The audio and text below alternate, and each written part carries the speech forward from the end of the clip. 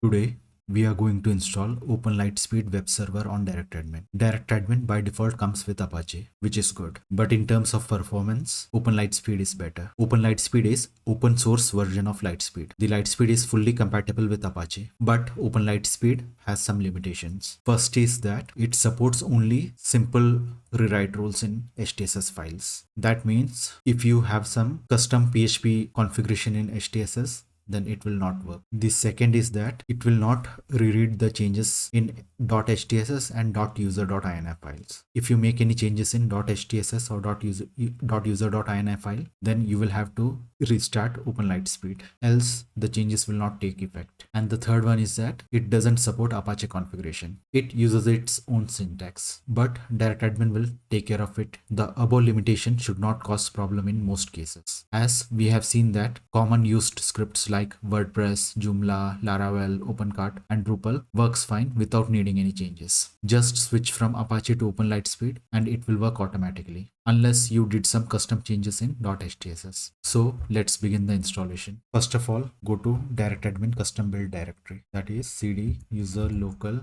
DirectAdmin custom build. Now set the web server to OpenLitespeed. /build set web server OpenLitespeed. As you can see here, it's been changed from Apache to OpenLitespeed. Now disable the mod ruid. /build set mod ruid to no. It's already disabled on my server. Now set the PHP handler to lsphp. /build set php1 underscore mode lsphp. As you can see here, it's been changed from php fpm to lsphp. And if you have multiple versions of PHP configured, then set them all to lsphp. That is PHP2 mode to lsphp, PHP3 mode to lsphp, and PHP4 mode to lsphp.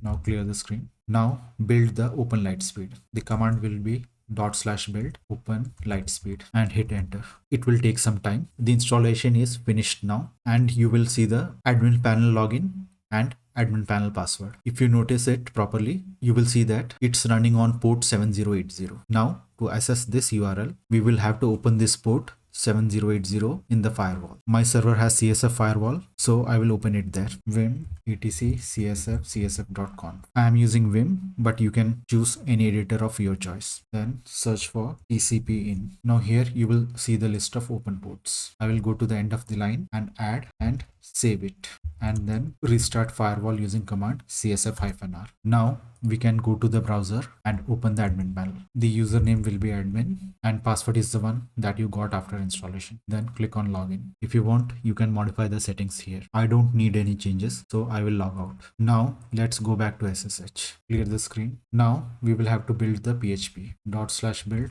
PHP n and hit enter. It will take some time. Installation is finished now. We will now have to take care of the .htss problem. For that, we will set up a cron which will automatically restart OpenLitespeed whenever HTSS file is changed. We will create the cron file etc cron.d OpenLitespeed HTSS scan. Here copy the contents. I will leave the link in the description below. Then save it and you are done. Here one thing to notice is that the max depth is set to 2. That is, it will only check the main folder and one subfolder. If you have .htss in deeper level, then change it to the appropriate value, or you can also completely remove it, but it will slow down the scanning. And that's all for today. Have a great day.